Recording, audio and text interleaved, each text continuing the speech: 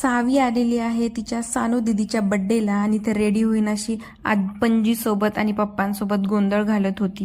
आणि इकडे सावीची काकू म्हणजे सानूची आई इथे रेडी होत होत्या. मी त्यांचा व्हिडिओ घेत होते म्हणून त्यांना हसू आलं.